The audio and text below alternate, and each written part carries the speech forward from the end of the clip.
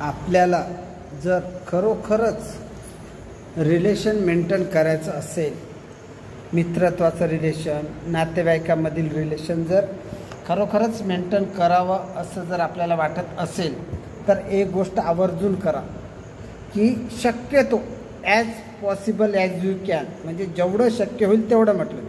कारण कुठलीच गोष्ट 100% आपण करू शकतोच असं नाही. कारण कुठल्याही गोष्टीला अपवाद असतातच. कारण आपण समाजात राहतो आणि सामाजिक नियमाला अपवाद असतात. प्रत्येक व्यक्तीचा स्वभाव सर्वांचा सारखा नसतो, परिस्थितीसुद्धा सारखी आपल्याला सांगून येत नाही. तरीसुद्धा म्हणतो की शक्यतो मित्रत्वामध्ये आणि नातेवाईकामध्ये व्यवहार करू, आर्थिक व्यवहार करू नका. कारण होतं काय माहीत आहे का, समोर म्हणजे आपण पैसे देतो, मग आपल्याला जेव्हा त्या पैशाचं काम असते तेव्हा आपल्याला ते पैसे मिळत नाही.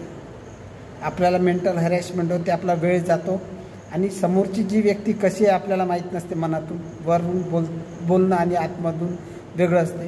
आणि ती व्यक्तीसुद्धा आपली बदनाम करू शकते का, पहा आपल्यातला माणूस असूनसुद्धा मला एवढा तकादा लावत आहे, मी का पळून चाललो काय.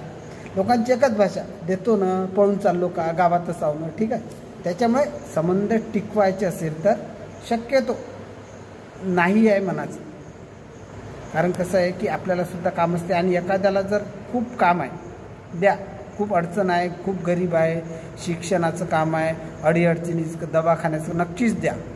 आणि जर ते द्याल तर अपेक्षा ठेवू नका ते पैसे मिळेलच. मी सुद्धा काही जणांना अति आवश्यकमध्ये दिलेलं आहे, पण ते मागितलेलं आहे, सरळच म्हटलेलं आहे हे तुम्ही मला पैसे देऊ नका, खरंच म्हटलेलं आहे. तर या पद्धतीने जर आपण राहिलो रिलेशन मेंटेन होते, आपलं मानसिक स्वास्थ्यसुद्धा चांगलं राहते. धन्यवाद.